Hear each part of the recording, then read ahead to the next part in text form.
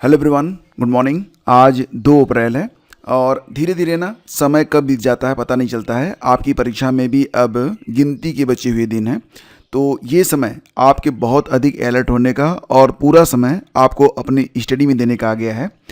सबसे पहले तो हम यहाँ पर बात करेंगे कि यूपीएचईएससी असिस्टेंट प्रोफेसर की परीक्षा जो कि 16 और 17 अप्रैल को होने जा रही है, तो इसमें कट ऑफ इस बार कितनी रह सकती है पिछली बार की तुलना में। जैसे कि आप लोगों ने देखा था कि विज्ञापन संख्या 50 के अंतर्गत जो भर्ती आई थी, तो पदों की संख्या उस बार 2003 थी और इस बार 1017 पद ही हैं। तो फिलहाल इस बार बीएड की परीक्षा अभी हो भी नहीं रही है, तो इस वजह से इस बार की जो कट ऑफ है वो कितनी हो सकती है, तो हम देखेंगे कि पिछली बार कितने प्रश्नों पर साक्षात्कार के लिए, इंटरव्यू के लिए अभ्यर्थियों को बुलाया गया था और सारे सब्जेक्ट यहाँ पर चेक करेंगे कि किस विषय में कितने प्रश्न सही होने पर आपको इंटरव्यू के लिए कॉल किया जाएगा। ठीक है, ये देखेंगे और साथ ही साथ ये भी देखेंगे कि बीएड के जो अभ्यर्थी हैं उनकी परीक्षाएं कब तक हो सकती हैं, क्योंकि बीएड के जो पद हैं उसके बारे में मैंने आपको बताया था। सुप्रीम कोर्ट का जो फैसला आया था वो भी, और हाई कोर्ट में जो फैसला आया था वो भी। एलिजिबिलिटी क्या रखी गई है, बीएड असिस्टेंट प्रोफेसर की एलिजिबिलिटी क्या रखी गई है, इन बातों पर चर्चा ऑलरेडी हम कर चुके हैं। अगर आप देखना चाहते हैं कि क्या डिसीजन आया था, क्या मैटर था जिसकी वजह से बीएड असिस्टेंट प्रोफेसर की जो परीक्षा है वो अभी नहीं हो रही है 16-17 तारीख को, तो क्या वजह थी, पूरी जानकारी मैंने आपको एक वीडियो के माध्यम से उपलब्ध कराई है। तो पहले कमेंट में आपको लिंक मिल जाएगा, आप उस पर क्लिक करके देख लीजिएगा, या फिर वीडियो के अंत में आपको यहाँ पर अंत में एक वीडियो आता है ना छोटा सा, उस पर क्लिक करके भी आप पूरा वीडियो देख पाएंगे। ठीक है, और देखो फ्रेंड्स, बात करेंगे आरओ एग्ज़ाम के बारे में। तो आरओ के लिए अब परीक्षा केंद्र जो है ना वो थोड़े से इसमें लचीलापन लाया जा रहा है। सीबीएसई और आईसीएसई के जो प्रतिष्ठित स्कूल हैं उनको भी परीक्षा केंद्र बनाया जाएगा, क्योंकि परीक्षा एक ही दिन में कराई जानी है और इसकी डेट आ चुकी है 27 जुलाई। 27 जुलाई को आपकी परीक्षा हो रही है और बाकी जो जानकारी है यहाँ पर देखेंगे। साथ ही साथ चर्चा करेंगे बिहार एसटीईटी 2024 परिणाम के बारे में, कि जो अदर स्टेट के बच्चे हैं वो अपना जो रिजल्ट कार्ड है वो लेने के लिए बिहार कब जाएं। देखो, पहले मत पहुंच जाना, क्योंकि अभी जो है ना केवल तैयारियां शुरू हुई हैं, अभी वितरण शुरू नहीं हुआ है। कब से वितरित होगा इसके बारे में जानकारी आपको यहाँ पर मिलेगी, तो थोड़ा पेशेंस बनाओ। और फिलहाल यहाँ पर बात करेंगे उत्तर प्रदेश लोक सेवा आयोग की 2018 की एल टिकट भर्ती के बारे में भी, कुछ और भी भर्तियां हैं, सारी जानकारी लेंगे। लेकिन सबसे पहले तो बात कर लेते हैं यहाँ पर हम लोग असिस्टेंट प्रोफेसर परीक्षा के बारे में, जो कि परीक्षा हो रही है आपकी।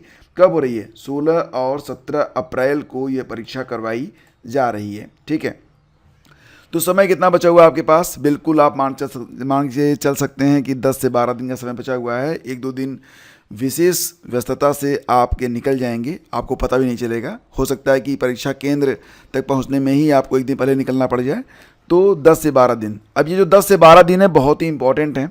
यहाँ पर आपको किस प्रकार से पढ़ना चाहिए, क्या करना चाहिए, पहले तो डिसीजन आप खुद लो कि आप कितने तैयार हो।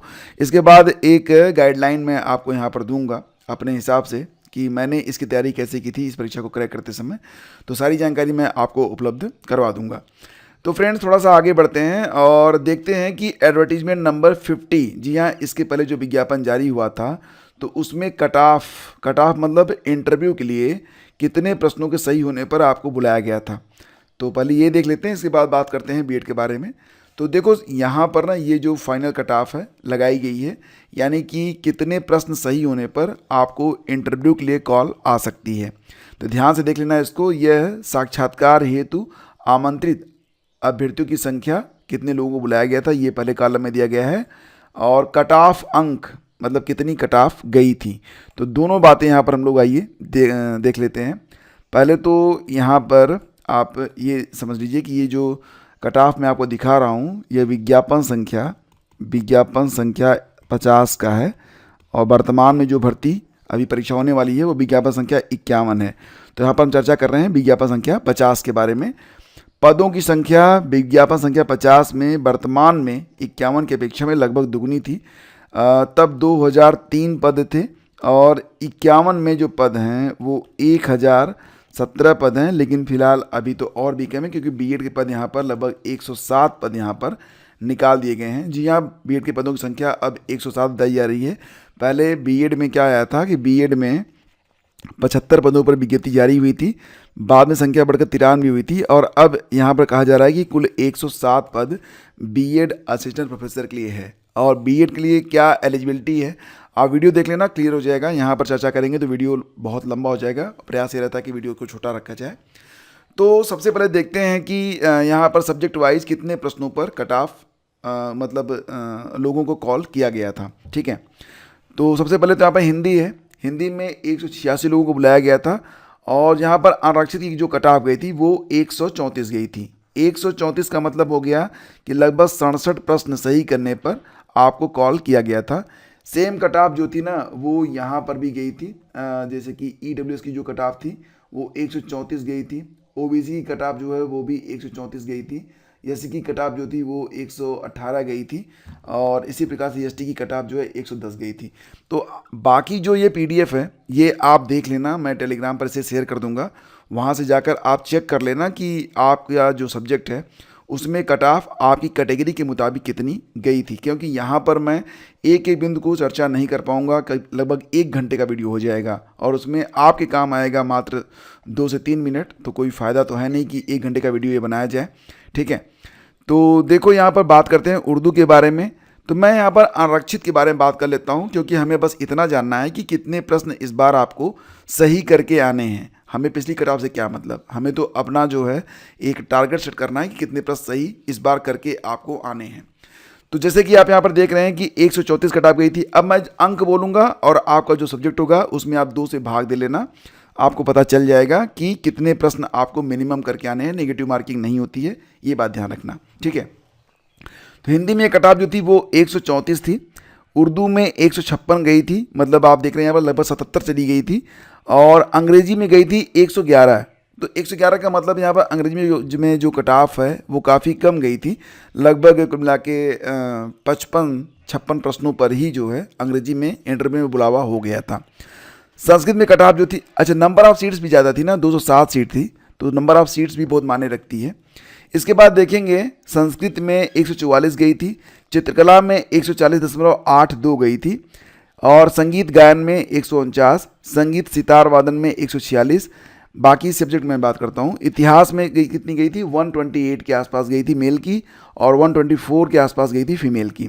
अब 2 से भाग दे लेना कितने प्रश्न आपको करने हैं, क्योंकि एक प्रश्न 2 अंक का होता है। कुल मिला के 100 प्रश्न आपसे पूछे जाते हैं, 30 प्रश्न जीएस का होगा और 70 प्रश्न आपके सब्जेक्ट से होंगे। प्राचीन इतिहास में कितना गया था, 140 गया था। एशियन कल्चर में 112 है फीमेल का। भूगोल में 133 गई थी कट ऑफ। मनोविज्ञान में 140। मैं यहाँ पर अंक बता रहा हूँ, 2 से भाग देते हुए प्रश्न आप पता कर लेना। और शिक्षा शास्त्र में 159 अंक। दर्शन शास्त्र में 160 अंक 200 में। मैं 200 पूर्णांक आपको बता देता हूँ। ठीक है, मानव शास्त्र में कोई सीट नहीं थी। समाज शास्त्र में 126.53 अंक 200 में। और अर्थशास्त्र में गई थी कितनी, 143.16 गई थी आउट ऑफ 200। ठीक है, इसके बाद जो बाकी विषय हैं वो भी आप यहाँ पर देख सकते हैं, जैसे कि समाजशास्त्र में कितनी गई थी, 126 गई थी। अर्थशास्त्र में 143, राजनीति शास्त्र में 147, शारीरिक शिक्षा में 124। बाकी आप यहाँ पर चेक करें ना। बीएड में कितनी गई थी, 141.41 गई थी, जबकि शिक्षा शास्त्र में कितनी गई थी, 159 गई थी। यानी कि शिक्षा शास्त्र में जो कट ऑफ थी वो बीएड की अपेक्षा ज़्यादा गई थी। तो यहाँ पर शिक्षा शास्त्र में 59 सीटें थी और बीएड में सीटों की संख्या 178 थी। तो ये तो नंबर ऑफ सीट्स ज़्यादा थी, तो कट ऑफ कम आनी है। तो देखो जो कट ऑफ जाती है ना, ये कई चीज़ें होती हैं जिस पर डिपेंड करता है कि जो नंबर ऑफ सीट्स है वो कितनी है, सीटें कितनी हैं। ठीक है, नंबर ऑफ सीट्स अगर वो कम होती है तो कट ऑफ ऊपर जाएगी। दूसरी बात, जो पेपर का हार्डनेस होता है, पेपर का जो कठिनाई स्तर होता है, ये भी तय करता है। तो ये 2 चीज़ें बहुत ही मुख्य होती हैं, नंबर ऑफ सीट्स कितनी है, हार्डनेस क्या है, और कितने परीक्षार्थी परीक्षा में बैठ रहे हैं, परीक्षार्थियों की संख्या। तो 3 बातें। लेकिन यहाँ पर तो कुछ भी प्रेडिक्ट करना बहुत मुश्किल है, क्योंकि अभी तक परीक्षा हुई नहीं है। हम ना तो हम हार्डनेस जान सकते हैं, ना ही कितने परीक्षार्थी बैठेंगे परीक्षा में ये जान सकते हैं। तो ऑल ओवर हमें क्या करना चाहिए, तो यहाँ पर हम एक बार आंकड़ा लगा लेते हैं। जैसे कि मान लेते हैं कि आपको जो है यहाँ हिंदी में आपने फॉर्म भरा हुआ है और हिंदी में विज्ञापन संख्या 50 में जो कट ऑफ गई है, 50 की जो कट ऑफ गई है वो 67 प्रश्न गई है। तो इस बार 51 में एडवर्टीजमेंट नंबर 51 में अगर पिछली बार की कट ऑफ 67 है, तो इस बार आप कितना टारगेट रख के चलें। मैं कहूँगा कि आप कट ऑफ के झंझट से बिल्कुल ऊपर उठ जाओ। टारगेट आपका सीधे सीधे यहाँ पर मैं तो ये कहूँगा 70+ रखो, ठीक है, 70+, क्योंकि नंबर ऑफ सीट्स आधा हैं तो पक्का तो इतना तो तय है कि 12-13 प्रश्न ज़्यादा ही करने पड़ेंगे आपको। पिछली बार की कट ऑफ से इस बार कट ऑफ क्लियर नहीं होगी, ये बात तो आप मान चलो। और दूसरी बात ये है कि आप अपने आप को कट ऑफ से बहुत ऊपर रखो। कहते हैं ना कि आपका अगर लक्ष्य चांद है तो आप तारों तक पहुंच जाएंगे। मतलब अगर लक्ष्य बहुत ज़्यादा है, आप एक बार प्रैक्टिस करके देखिए ना, आप एक बार प्रैक्टिस करिए। अगर आप प्रैक्टिस करते हैं कि मैं 5 किलोमीटर दौड़ूंगा तो आप 4 किलोमीटर ही आराम से दौड़ पाते हैं। तो टारगेट से कम ही अचीव हमेशा होता है। एक अभ्यर्थी जो ये टारगेट बना के चलता है कि वो स्कूल में टॉप करेगा, वो कक्षा में ही टॉप कर पाता है, वो कभी भी बहुत बड़े लेवल पर टॉप नहीं कर पाएगा। तो आपका जो टारगेट है वो हाई इतना हो कि कट ऑफ के झंझट में आप ना पड़ें। तो इस प्रकार से आप अपना जो टारगेट है उसको आप सेट करें, क्योंकि कुल मिला के 100 प्रश्न यहाँ पर आपको दिए जाएंगे। अगर आप देखेंगे तो जैसे कि कला में पिछली बार जो उर्दू में केवल 5 या 6 सीटें थी तो कट ऑफ 156 चली गई थी। अब इस बार जो सीटें हैं उसके मुताबिक कट ऑफ कितनी जा सकती है, तो ये आपके ऊपर डिपेंड करता है। मैं तो ये कहूँगा कि आप कोई भी सब्जेक्ट हो, आप 100 प्रश्नों में से 80 से ऊपर का टारगेट लेके चलो कि इतने प्रश्न मैं सही कर दूंगा। क्योंकि इंटरव्यू जो कि 30 नंबर का होगा उसमें कितने अंक आपको मिलेंगे कोई नहीं जानता है। लेकिन अगर आप थियरी में बढ़िया करके आए हैं तो फिर इंटरव्यू बहुत मायने नहीं रखेगा। इंटरव्यू में कम से कम पासिंग मार्क तो आपको मिल ही जाता है, इंटरव्यू में कोई फेल नहीं होता है, ठीक है। तो इस प्रकार से जो ना आप अपना जो टारगेट है उसको बिल्कुल हाई रखो। और सब्जेक्ट अपना देख लेना, यहाँ पर प्राप्तांक दिए गए हैं, प्राप्तांक देखकर फिर उसमें कम से कम 15 प्रश्न प्लस करके ही जो है कट ऑफ के बारे में विचार करना। मैं बिल्कुल हार्ड बात कहता हूँ, थोड़ा कड़वा लग सकता है, लेकिन सरल ट्रेनिंग से ना कोई चैंपियन नहीं बनता है। ट्रेनिंग आपको थोड़ी सी मेहनत वाली करनी पड़ेगी। अब बात करते हैं बीएड के बारे में। तो बीएड की परीक्षा भी कब होगी कोई नहीं जानता, यहाँ तक कि आयोग को भी पता नहीं है, क्योंकि जो आदेश आया था सुप्रीम कोर्ट का, सुप्रीम कोर्ट ने तो हाई कोर्ट के आदेश में हस्तक्षेप करने से मना कर दिया था और ये कहा था कि हाई कोर्ट ने जो कहा है बिल्कुल उसी प्रकार से सरकार को आगे बढ़ना चाहिए। और हाई कोर्ट ने कहा था कि जो विज्ञापन जारी किया गया था उसमें जो बीएड असिस्टेंट प्रोफेसर की एलिजिबिलिटी तय की गई है, बीएड असिस्टेंट प्रोफेसर की जो एलिजिबिलिटी है वो यूजीसी के नॉर्म के मुताबिक तय की गई है, जबकि सही क्या है, एनसीटी का जो नॉर्म है वो सही है। तो एनसीटी का जो नॉर्म है उसके मुताबिक ये विज्ञापन होना चाहिए था, लेकिन विज्ञापन यूजीसी के मुताबिक जारी किया गया था। तो यहाँ पर बेसिक बात यह है कि अब क्या कहा गया था आदेश में, आदेश में ये कहा गया था कि जो अभ्यर्थी एनसीटी के नॉर्म के मुताबिक नहीं है उनकी जो फीस है वो वापस कर दी जाए और एक बार फिर से पोर्टल को ओपन किया जाए। और पोर्टल ओपन करके जो योग्य अभ्यर्थी हैं, मतलब जैसे कि जो लोग एलिजिबल हैं, उन लोगों को यहाँ पर फिर से जो है आवेदन उनका लिया जाए। अब बात यहाँ पर ये है, बहुत सारे अभ्यर्थी इस प्रकार के भी होंगे जो योग्य होंगे, आवेदन नहीं कर पाए थे, तो क्या यहाँ पर नए अभ्यर्थी भी अलाउड होंगे या नहीं होंगे। फिलहाल अभी पोर्टल ओपन नहीं हुआ है, इस पर कोई निर्णय नहीं हुआ है कि जब ये भर्ती ओपन होगी तो नए अभ्यर्थियों को भी इसमें मौका मिलेगा या नहीं मिलेगा। तो सारी बातें अभी जो है बिल्कुल भविष्य में हैं, तो जो होगा आपको बताया जाएगा। वैसे मुझे लगता है कि यहाँ पर जो लोग आवेदन कर चुके हैं, तो जो लोग एलिजिबल होंगे वो लोग ही इन रहेंगे, जो लोग एलिजिबल नहीं होंगे उनकी फ़ीस वापस कर दी जाएगी। बस इतना ही किया जाएगा, क्योंकि नया विज्ञापन भी रेडी है, नया विज्ञापन भी बहुत जल्द, यानी कि विज्ञापन संख्या 52 ये तैयारी हो रही है शिक्षा सेवा आयोग की और ये जारी किया जाएगा। अब कई बार अभ्यर्थियों ने कहा था कि विज्ञापन संख्या 51 के लिए पोर्टल को ओपन करके जो लोग 2022 के बाद से अब तक नए क्वालिफाई हुए हैं नेट वगैरह, उन लोगों से भी आवेदन लेके तब परीक्षा करवाई जाए। तो इस पर तो विचार हुआ नहीं, तो नहीं हुआ तो मतलब नहीं होगा, मतलब कि नया विज्ञापन ही होगा जिसमें 2022 के बाद वाले, यानी कि इस विज्ञापन के जारी होने के बाद वाले जो अभ्यर्थी हैं उन लोगों का जो आवेदन है वो नए विज्ञापन में ही लिया जाएगा। संभावना बन रही है, आगे जो कुछ भी होगा आयोग को करना है, ठीक है। फिलहाल अब बीएड के जो 107 पद हैं, अब इन पर परीक्षा बाद में होगी। तो अब ये जो परीक्षा हो रही है 16 और 17 अप्रैल को, यह कुल 910 पदों पर कराई जाएगी। फिलहाल इसके जो एडमिट कार्ड हैं वो आपको जो है हफ्ता 10 दिन पहले मिल जाएंगे। तो उम्मीद कीजिए कि लगभग 10 दिन पहले आपको एडमिट कार्ड मिल जाएंगे, ताकि आपको पता चल सके कि आपकी परीक्षा कहाँ पर हो रही है। बाकी जो भी चीज़ें हैं यहाँ पर उसके बारे में आपको जानकारी टाइम टू टाइम यहाँ पर मिलती रहेगी। तो उम्मीद करता हूँ कि सारी बातें आपकी असिस्टेंट प्रोफेसर को लेकर क्लियर हो गई होंगी। थोड़ा सा आगे बढ़ते हैं और चलते हैं, बात करेंगे यहाँ पर आर एग्ज़ाम के बारे में। जैसा कि आप लोग जानते हैं कि आर एग्ज़ाम में एक नया बदलाव किया गया है। अब जो पेपर पहले होता था 140 नंबर का जीएस अलग से, 60 नंबर की हिंदी अलग से, तो दोनों को जोड़ दिया गया है। यानी कि अब एक ही पेपर आएगा जिसमें 200 प्रश्न होंगे और समय सीमा यहाँ पर बढ़ा दी गई है। दोनों को जोड़कर जीएस का जो 2 घंटा था, हिंदी का जो 1 घंटा था, अब 3 घंटे का पेपर यहाँ पर कर दिया गया है। परीक्षा आपकी 27 जुलाई को होनी है। बस इतनी बात आप याद रखिए। परीक्षा केंद्र कहाँ बनेंगे, कैसे बनेंगे, क्यों बनेंगे, सारी बातें जो ना ये सरकार के ऊपर हैं, इस पर ज़्यादा विचार करने की जरूरत नहीं है। और शासन किस प्रकार से परीक्षा केंद्र की तैयारी करता है, कैसे क्या होगा, इन सब बातों पर विचार करने से कोई फ़ायदा नहीं। आपका फ़ायदा इसमें है कि आप अपना टारगेट देखिए और मूव ऑन, आगे बढ़िए। ठीक है। हाँ, यहाँ पर देख लेते हैं बिहार विद्यालय परीक्षा समिति पटना द्वारा माध्यमिक शिक्षक पात्रता परीक्षा STT 2024 का जो परिणाम है ये उपलब्ध कराया गया है। तो इसमें पटना जिले के अभ्यर्थी के साथ साथ बिहार राज्य के बाहर के अभ्यर्थियों का परिणाम भी जारी किया गया है। देखो, कुल मिला के 1,71,303 अभ्यर्थियों का जो परिणाम है वो जारी किया गया है बिहार STT 2024 के सापेक्ष।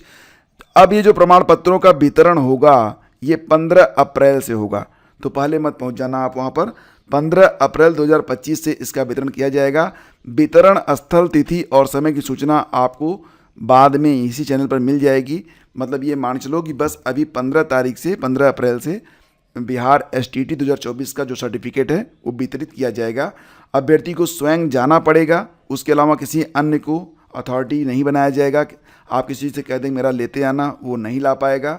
आपको जाना पड़ेगा। आपको अपना जो वैध पहचान पत्र है वो भी ले जाना है, प्रेस पत्र की छाया प्रति भी ले जाना है, वेब कॉपी भी ले जाना है। इतनी चीज़ें ले जाएंगे तभी आपको ये मिलेगा। तो 15 अप्रैल से वितरण स्टार्ट होगा। उसके पहले जो अदर स्टेट वाले हैं उनको कब से मिलेगा, सारी जानकारी आपको चैनल पर मिलती रहेगी। फिलहाल अभी कोई जानकारी उपलब्ध नहीं है। जब जानकारी जारी की जाएगी तो आपको यहाँ पर बता दी जाएगी। ठीक है। और उत्तर प्रदेश लोक सेवा आयोग की वर्ष 2018 की सहायक अध्यापक LT ग्रेड और 2020 की प्रवक्ता समर GIC प्रवक्ता की सापेक्ष औपबंधिक संस्तुति और अवशेष सूची के माध्यम से चयनित 520 अभ्यर्थियों को नियुक्ति पत्र पदस्थापन दिया जाना है। तो अभ्यर्थी 8 अप्रैल से 13 अप्रैल तक आवेदन कर सकते हैं। ये है वेबसाइट, लिंक आपको डिस्क्रिप्शन में मिल जाएगा। यहाँ पर विकसित आपको इसे जो है मतलब आवेदन करना पड़ेगा। इसके बाद आपको नियुक्ति प्रदान कर दी जाएगी। तो फ्रेंड्स, ये थी आज की पूरी अपडेट। ये सेशन आपको अगर अच्छा लगता है तो प्लीज़ इसे लाइक और शेयर करके हमारा सपोर्ट जरूर करें।